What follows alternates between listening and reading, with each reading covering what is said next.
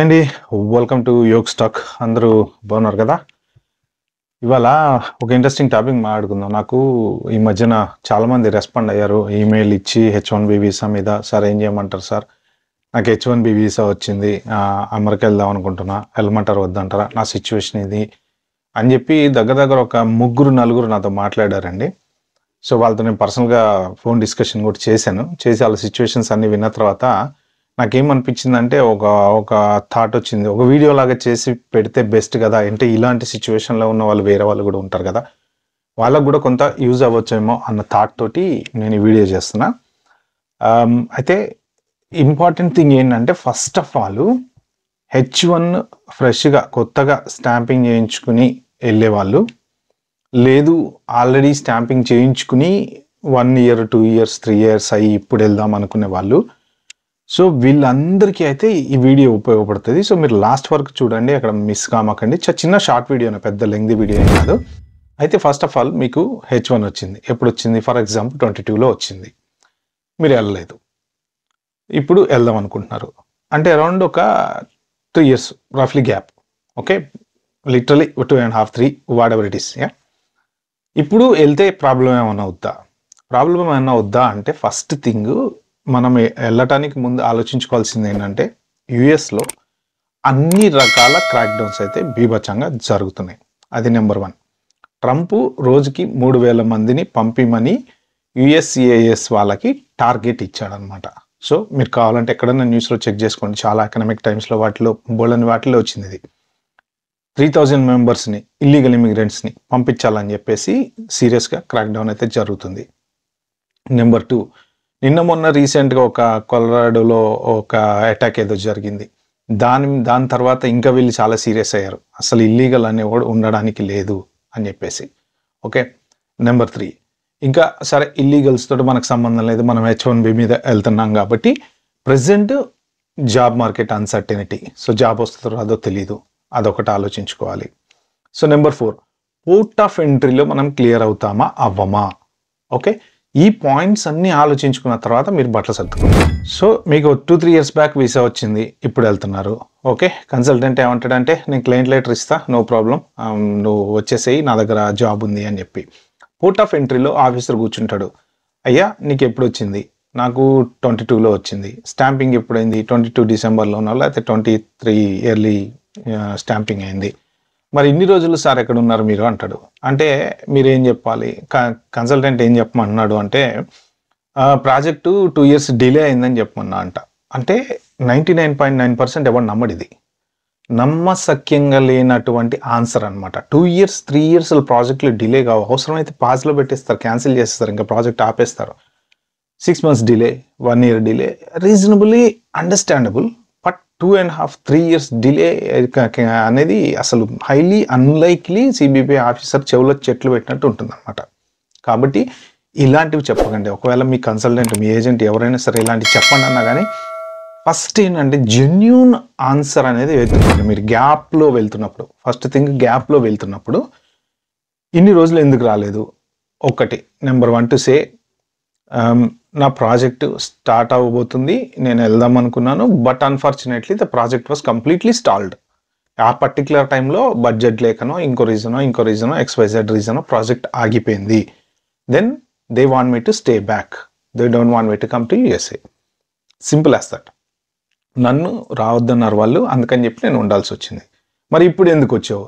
Project again start అయింది, budget allocate అయిందా, ఇంకొకటి అయిందా, ఏదైందో అయింది, ప్రాజెక్ట్ మళ్ళీ స్టార్ట్ అయింది. I received a call from the managers team that yes you are ready to travel, the project is back a life అని చెప్పేసేసి మీరు ఒక ఈమెయిల్, ఎవరైతే మీ కన్సల్టెంట్ అంటారో లేకపోతే ఎంప్లాయర్ అంటారో, whatever you call it, they name it, వాళ్ళ దగ్గర నుంచి ఒక email, yes you are ready to travel, project is started అని చెప్పేసి క్లియర్గా, మరి ఏదో జస్ట్ 2 లైన్లు 3 లైన్లు కాకుండా కొంచెం సిబిపి ఆఫీసర్ నమ్మేటట్టుగా ఒక లెటర్ ఒకటి తీసుకోండి.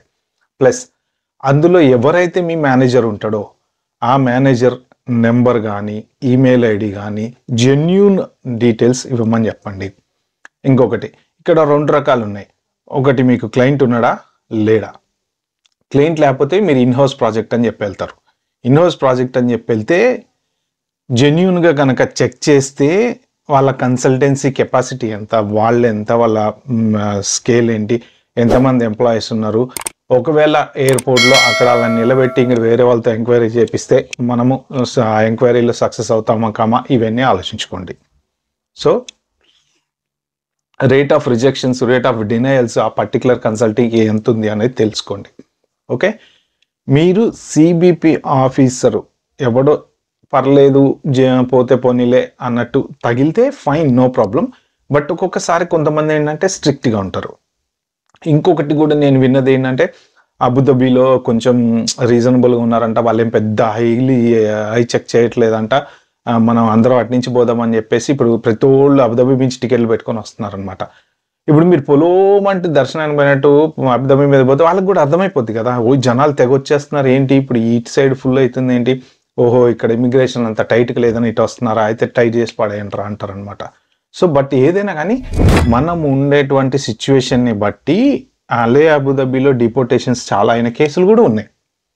మన సిచ్యువేషన్ బట్టి మనము ఇప్పుడు హాలిడేకి వెళ్ళి వెనక్కి వెళ్తున్నామా, లేకపోతే H1 మీద ఫస్ట్ టైం వెళ్తున్నామా, ఇలాంటి అన్నీ ఉంటాయి కదా, వీటన్నిటిని వాళ్ళు బేస్ చేసుకుని మన ఇమిగ్రేషన్ క్లియర్ చేస్తారు. సో అయితే ఇప్పుడు నేను పర్టికులర్గా చెప్పేది ఏంటి అంటే, ఈ గ్యాప్ ఉండి వెళ్ళే వాళ్ళు ఎవరైనా ఉంటే మాత్రం మీరు ప్రాపర్ లెటర్, ఎంప్లాయ్మెంట్ లెటర్ ప్రాపర్గా తీసుకొని వెళ్ళండి. తర్వాత ఇంకొక అతను అడిగాను నన్ను, ఆయన ఏది మా కన్సల్టెంట్ చెప్పారు సార్, నా దగ్గర ఆల్రెడీ నువ్వు 3 years నుంచి జాబ్ చేస్తున్నావు అని చెప్పి నువ్వే లెటర్ తయారు చేసుకుంటా, అది చెప్పడం కూడా చూడండి, నువ్వే లెటర్ తయారు చేసేసుకో, నా దగ్గర 3 years నుంచి పని చేస్తున్నా అని చెప్పేసి ఒక లెటర్ తయారు చేసేసుకొని వచ్చేసాయి అని చెప్పాడంట. అంటే హౌ సిల్లీ ఇట్ ఈస్. ఎట్లా పని చేస్తారండి, 3 years నుంచి పని చేస్తున్నాం అని చెప్పి మనము పోర్ట్ ఆఫ్ ఎంట్రీలో దిగితే, okay show me the bank statements, show me your pay slips, show me your employment contract letter ఉంటుంది కదా, ఏ డేలో జాబ్ స్టార్ట్ చేసావు, ఏ డేలో ఎండ్ చేసావు, show me your company tax returns, ఏమన్నా అడగచ్చు కదా వాడు. అంటే మనం ఎలాగంటే అబద్ధం కూడా ఎట్లా అంటే నమ్మాలి కదా, అబద్ధం అన్న అతికినట్టు ఉండాలంటారు చూసారండి. సో అది కొంచెం నమ్మేటట్టుగా ఉండాలి. 3 years నుంచి పని చేస్తున్నావు, ఇండియాలో పని చేస్తున్నావు, ఇప్పుడు అమెరికా వెళ్తున్నావు అంటే ఎట్లుంటుందంటే అదేదో చందమామ పిల్ల కథలు చెప్పినట్టు ఉంటుంది అనమాట. దానికి కూడా క్లారిటీగా చెప్పండి, పని చేస్తున్నావు అని ఎప్పుడు పెట్టుకోకూడదు unless you can show the proof. ఒకవేళ వాడు అడిగితే మీ పే స్లిప్స్ చూపించాలి, బ్యాంక్ స్టేట్మెంట్స్ చూపించాలి, ఎంప్లాయ్మెంట్ కాంట్రాక్ట్ లెటర్ చూపించాలి, తర్వాత ఎంప్లాయ్మెంట్ ట్యాక్స్ రిటర్న్స్ చూపించాలి, ఒకవేళ అవసరమైతే మీ ట్యాక్స్ రిటర్న్స్ చూపించాలి, ఎంప్లాయర్కి మీకు ఏమైనా ఈమెయిల్ కాన్వర్జేషన్ అడిగితే చూపించాలి, వాడు అడగాలి అనుకుంటే 190 అడుగుతాడు. ఓకే, ఈ గ్యాప్లో ఎక్కడ నేను పని చేయలే, నాకు అప్పుడు వీసా వచ్చింది, ఇప్పుడు రమ్మన్నాడు వాడు, ప్రాజెక్ట్ ఇప్పుడు వస్తుందంట రమ్మన్నాడు, అందుకని నేను వెళ్తున్నా అని చెప్పి చెప్పుకోవచ్చు. ప్లస్ ఇంకొకటి, చాలామంది ఏంటంటే ఇండియా నుంచి H1 ఉన్నోళ్ళు కొంతమంది ఇండియా నుంచి లింక్డ్ఇన్లో 3 years US experience, 4 years US experience అని పెట్టేసి అప్లై చేసి అటెండ్ అవుతున్నారు ఇంటర్వ్యూలు. ఎందుకు అంటే నాకు H1 ఎట్లా ఉంది కదా, రమ్మంటే వెళ్ళిపోతాను నేను ఇమ్మీడియట్గా అని చెప్పి చెప్తున్నారు అనమాట. వాళ్ళు ఏం చెప్తున్నారు, నేను యూఎస్లోనే ఉన్నా అని చెప్పి అటెండ్ అవుతున్నారు ఇంటర్వ్యూలో. సో ఫస్ట్ థింగ్ ఏంటంటే there is a big change ఇంతకు ముందుకి ఇప్పటికి కంపారిటివ్. ఏంటంటే they are asking your passport number. Passport number వాళ్ళకి ఎందుకు అంటే, ఎస్ వాళ్ళు they are verifying your entry date to the America against your I-94. మీకు ఎంట్రీ, అమెరికాలో ఎంట్రీ అయినప్పుడు I-94 డాక్యుమెంట్ ఏదైతే మీ చేతిలో ఉంటుందో అది మీ స్టేటస్. అంటే మీరు ఎప్పుడు వచ్చారు, దాంట్లో మీ పాస్పోర్ట్ ఎక్స్పైరీ ఎప్పటి వరకు ఉందో, ప్లస్ మీకున్న H1 డ్యూరేషన్ స్టాంప్ ఏదైతే ఉందో ఇవన్నిటిని పట్టి మీకు ఇస్తారనమాట. అది మీ లీగల్ స్టేటస్ అనమాట I-94 అనేది. అక్కడ అలాంగ్ విత్ మీ వాట్ ఎవర్ది H1, I-7, N-7 ఏదో ఇవన్నీ ఉంటాయి. కానీ I-94 ఏంటంటే మీరు ఎంటర్ అయ్యారు సో అండ్ సో డేట్ నుంచి సో అండ్ సో డేట్ దాకా ఉన్నారు. వాళ్ళు పాస్పోర్ట్ ఈ I-94 కనుక మీరు కంపేర్ చేసుకుంటే, మీరు ఎప్పుడు అమెరికాలో ల్యాండ్ అయ్యారో ఆబ్వియస్లీ అర్థమైపోతుంది కదా. మన అన్న ఏందన్నా నువ్వేమో 10 ఏళ్ళ నుంచి ఎక్స్పీరియన్స్ పెట్టినావు, నువ్వు అసలు నేను మొన్న నెల క్రితం యూఎస్లో వచ్చినట్టు చూపిస్తుంది అని అంటే అప్పుడు మనం ఏం సమాధానం చెప్తాం, కొంచెం ఇబ్బంది పడాల్సి వస్తుంది. కాబట్టి ఎవరైనా సరే దొంగ ఎక్స్పీరియన్స్లు అమెరికాలో ఉన్నట్టు పెడితే కొంచెం ఇబ్బంది అవుతుంది. కాబట్టి మీరు అది ఒకటి జాగ్రత్తగా చూసుకోండి. ఇది మాత్రం స్ట్రిక్ట్లీ పాస్పోర్ట్ అడుగుతున్నారు, మీ ట్రావెల్ డేట్ వెరిఫై చేసుకుంటున్నారు, మీకు ఉన్నది బాయ ఉంచుకున్నది బాయ అన్నట్టు ఇది పోతుంది. రేపు పొద్దున CV పబ్లిక్లో ఏదైనా అయిందంటే వేరే జాబ్ అప్లై చేయడానికి ఉండదు. So don't try to fake American experience when you are in India. మీరు అమెరికాలో ఉండి అమెరికన్ ఫేక్ ఎక్స్పీరియన్స్ చేస్తే అది వేరే విషయం. బట్ ఇండియాలో ఉండి అక్కడ ఉంటున్నా అని చెప్పకండి. ప్లస్ ఏ కన్సల్టెన్సీ అయితే మీరు యూఎస్లో H1 అప్లై చేశారో ఆ కన్సల్టెన్సీ ప్రజెంట్ నేను పనిచేస్తున్నా అని చెప్పకండి. ఎందుకంటే ఇంకొక అతను కూడా ఇదే చెప్పాడు నాకు, నేను మళ్ళీ నిన్ను కొత్త జాయిన్ చేసుకున్నా, 2 నెలల నుంచి నా దగ్గర పనిచేస్తున్నావు అని చెప్పినట్టు లెటర్ ఇస్తా నీకు, ఆ లెటర్ తీసుకొని వచ్చేసాను. ఇవన్నీ ఏంటంటే just kind of A playing games అండి. వీడియో గేమ్ ఆడుకోవడానికి ఎలా డిఫరెంట్ కాన్సెప్ట్స్ ఉంటాయో అలాగా ఏది పడితే అది ఊహించేసుకొని వెళ్ళలేము. మనము కొంత తప్పుల్లో కూడా జెన్యూనిటీ మెయింటైన్ చేయాలి. అఫ్కోర్స్ అందరికీ అవసరమే అండి. ఎవరి లైఫ్ వాళ్ళు పాపం వెళ్ళాలనుకుంటారు, జాబ్ చేయాలనుకుంటారు, సెటిల్ అవ్వాలనుకుంటారు. డ్రీమ్ తప్పు కాదు, ఎప్పటికైనా ఎవరికైనా డ్రీమ్ తప్పు కాదు. ఎవరిని పోవద్దనే రైట్ ఎవరికి లేదు, రావద్దనే రైట్ ఎవరికి లేదు. సో ఎవరి లైఫ్లో వాళ్ళకుండే బాధలు, వాళ్ళకుండే కష్టాలు వాళ్ళకుంటాయి. బట్ సిచ్యువేషన్స్ అనేవి లైఫ్లో బాధలు కష్టాలు చూసి రావు, వాటి టైంకి అవి వస్తాయి. సో ఇప్పుడు ట్రంప్ ఎలాగైతే వచ్చి మొత్తం సెటిల్మెంట్ చేస్తున్నాడో, అదైతే పోకిరి సినిమాలో డైలాగ్ ఒకటి ఉంటుంది చూసాడా, వ్యవసాయం చేస్తున్నాడు ఏరేస్తున్నాడు అని, ఆ టైప్లో హీఈస్ డూయింగ్ దట్. ఇట్లాంటి సిచ్యువేషన్లు ఏంటంటే మనం ఎంత జాగ్రత్తగా ఉంటే అంత మంచిది. ఇంకా డిపోర్ట్స్ జరిగితే ఏమవుతుంది అంటే, మిమ్మల్ని సింపుల్గా డిపోర్ట్ అని పంపించేస్తే నో ప్రాబ్లం అండి, కానీ బార్డ్ అని స్టాంప్ వేస్తే ప్రాబ్లం అవుతుంది. అదొకటి చూసుకోండి, ఎందుకంటే దానివల్ల లాట్ ఆఫ్ ఇంపాక్ట్స్ ఉంటాయి. నేను చాలా వీడియోస్లో చెప్పాను, మళ్ళీ చెప్తున్నా, డేటా షేరింగ్ ఉంటుంది కంట్రీ టు కంట్రీ. సో మీకు నెక్స్ట్ మళ్ళీ US వెళ్ళాలంటే మీకు ఇంకా you never ever can go back to, even visit visa మీద అమెరికా వెళ్ళాలన్నా కూడా నువ్వు ఒకసారి బార్డ్ అని ఒక వాళ్ళ సిస్టంలో ఉంది అంటే ఇంకా వాళ్ళ చలో కథం అంటారు అంతే. ఓకే, కాబట్టి ఈ గ్యాప్ ఉన్న వాళ్ళకి ఇది. ఫ్రెష్గా H1 వచ్చింది, నేను వెళ్దాం అనుకుంటున్నా. ఫస్ట్ ఆఫ్ ఆల్ నువ్వు కన్సల్టెన్సీని వెళ్తున్నట్టుంటే, నీకు ఫ్రెష్గా H1 వచ్చింది కాబట్టి నువ్వు వెళ్తున్నావు, ఫైన్, నో ప్రాబ్లం. ఏ క్లయింటో ఏదో చూపిస్తాము 100% చూసుకో. వెళ్ళిన తర్వాత పోర్ట్ ఆఫ్ ఎంట్రీలో క్లయింట్కి ఫోన్ చేసి, మొన్న ఒక ఎగ్జాంపుల్ జరిగింది, I will share that example.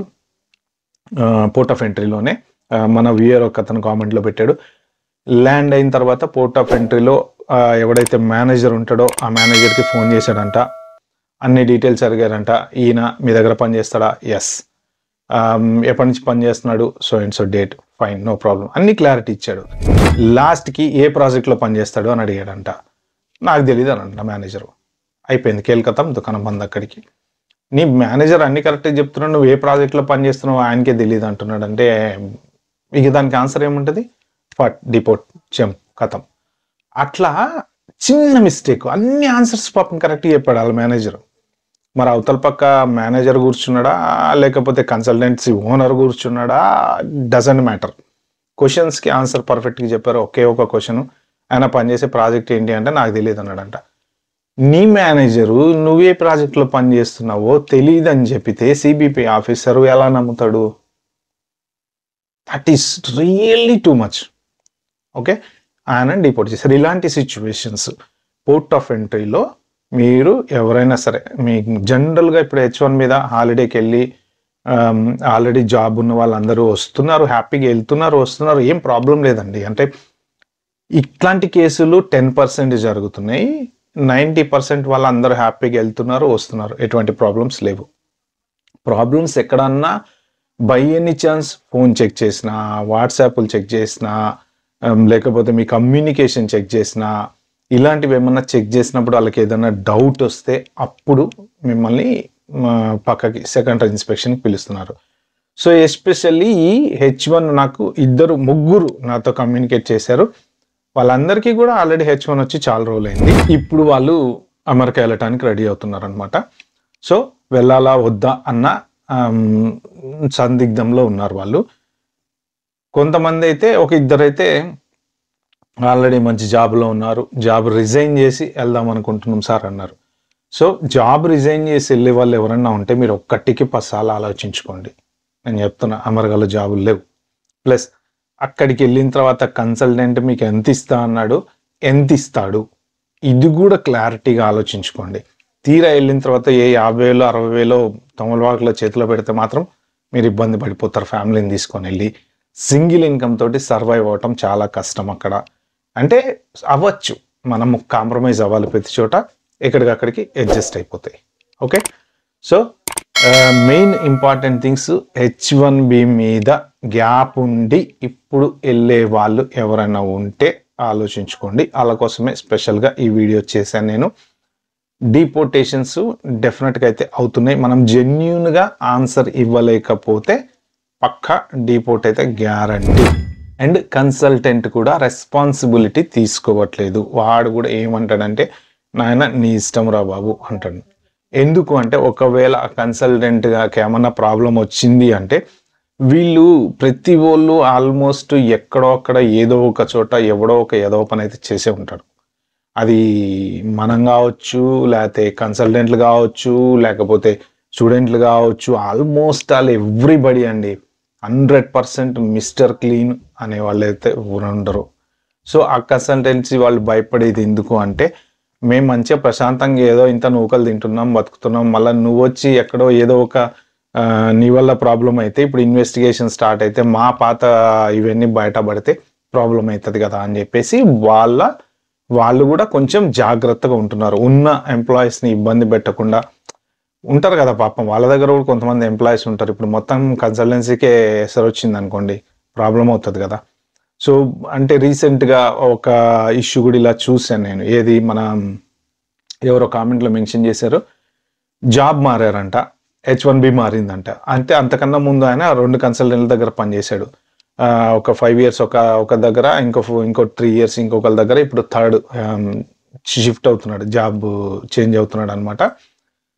అయితే ఇతను ఏది, మన స్టేటస్ చేంజ్ కోసం అప్లై చేసినప్పుడు, అది వీసా చేంజ్, H1 చేంజ్ కోసం అప్లై చేసినప్పుడు ఫస్ట్ కన్సల్టెన్సీ దగ్గర నువ్వు పని చేసినప్పుడు ఒక 3 నెలలో 4 నెలలో నువ్వు పేరోల్ మెయింటైన్ చేయలేదు అని చెప్పి వీసా రిజెక్ట్ చేశారట.